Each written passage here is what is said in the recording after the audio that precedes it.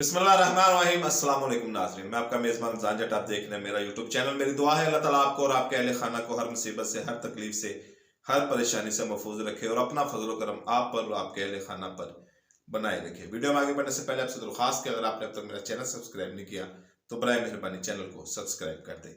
आज इमरान खान साहब ने एक तकरीर की जो गवर्नर हाउस के बाहर, गवर्नर हाउस पंजाब के बाहर उनके पीटीआई वर्कर मौजूद थे, उनके साथ उन्होंने एक जामे खिताब किया। और आज वो खिताब में वही बातें हैं जो बड़ी बड़े अरसे से दोहरा रहे हैं, लेकिन आज जो उनके बयान में चेंजिंग थी वो बहुत ज्यादा अहम थी।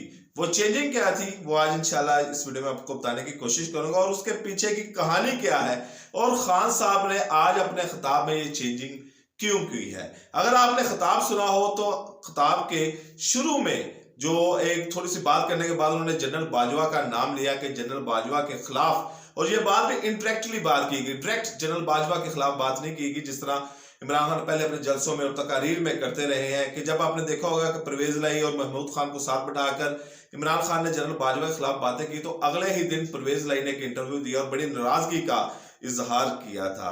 तो आज ऐसी कोई बात नहीं की, इंटरेक्टली बात की कि जनरल बाजवा के खिलाफ ट्वीट करने पर आजम स्वाति को उठा लिया गया और उसकी जमानत नहीं हो रही, उसकी जमानत को मुस्तरद कर दिया गया। और उसके बाद उन्होंने वही लफ्ज इस्तेमाल किया जो अरशद शरीफ शहीद इस्तेमाल करता था।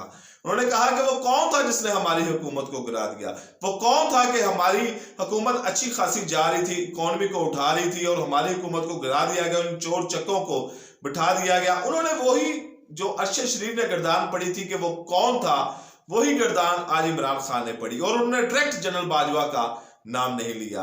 अब इसके पीछे जो कहानी है कि इमरान खान की खिताब से पहले, तकरीर से पहले परवेज लाई का पैगाम इमरान खान को पहुंचाया गया कि हम आपके साथ खड़े हैं, हम आपके साथ खड़ा रहना चाहते हैं, आप जो कहेंगे हम वैसा ही करेंगे, लेकिन खुदारा जनरल बाजवा का नाम मत लीजिए, अभी मत नाम मत लीजिए, मेरे पे बड़ा प्रेशर है। क्योंकि जैसे आप नाम लेते हैं तो मुझ पे प्रेशर आ जाता है कि तुमने साथ बैठकर जनरल बाजवा के खिलाफ बातें करवाई है।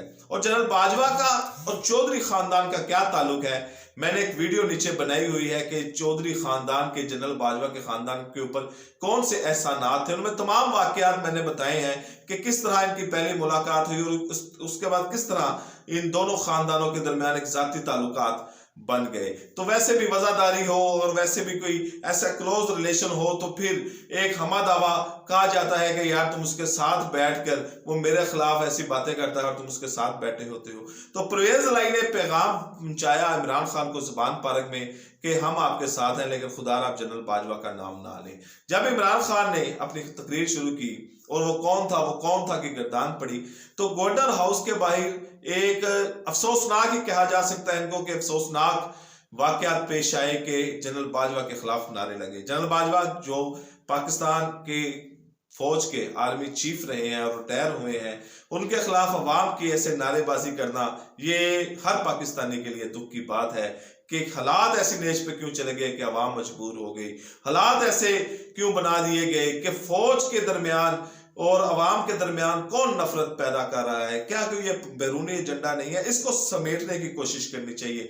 अगर आप तारीख उठाएं और नक्शा उठाएं कि मशरिक़ वस्ता के जितने ममालिक तबाह हुए हैं तो एक ही वजह थी वहां पर खाना जंगी की कि अवाम और फौज आमने सामने आ गए। और जब अवाम और फौज आमने सामने आ जाए तो तब मुल्क की तबाही के अलावा कोई रास्ता नहीं बचता। हमारा मुल्क वैसे भी एक ऐसे गड्ढे के पास खड़ा है कि जिस पर खुदा ना करे कि उस गड्ढे में गिर पड़े, क्योंकि डिफॉल्ट की तरफ मुल्क जा रहा है, इकोनॉमी का हाल बुरा है, मार्केट में पैसा नहीं है, कोई हमें कर्जा देने के लिए तैयार नहीं है। आईएमएफ के पास जाते हैं तो वो कहते हैं कि भाई आए रोज तुम्हारा वजीर खजाना चेंज हो जाता है, तुम्हारे पास क्या गारंटी है, हम तुम्हें क्यों दें पैसा, तुम्हारे मुल्क में तो सियासी इस्तेहकाम ही नहीं है, तुम्हारे मुल्क में तो पार्टियां लड़ रही हैं, कभी 2 माह गुजरते हैं तो वजीर खजाना आ जाता है, कभी 1 माह गुजरता है तो कोई नया वजीर खजाना आ जाता है। तो भाई हमने तो पैसे स्टेट को देने हैं, हमने तो पैसे हुकूमत को नहीं, रियासत पाकिस्तान को देने हैं। पहले जाओ अपने मुल्क जाकर सियासी इस्तेहकाम पैदा करो, जाओ अपने मुल्क में जो तमाम बड़ी लीडरशिप है उसको बिठाओ, फिर हमारे पास आना, फिर सोचेंगे। तो अगर हमारा मुल्क डिफॉल्ट अल्लाह ना करे अगर हो गया तो हमारा हाल लबनान जैसा, शाम जैसा हो जाएगा। तो ये वक्त है कि तमाम बड़ी क़यादत, और आज इमरान खान ने अपनी स्पीच में भी यही कहा है के इदारे सोचें कि ये मुल्क को किस तरफ लेके जा रहे हैं। इजाजत दीजिए अगली वीडियो तक। अल्लाह हाफिज।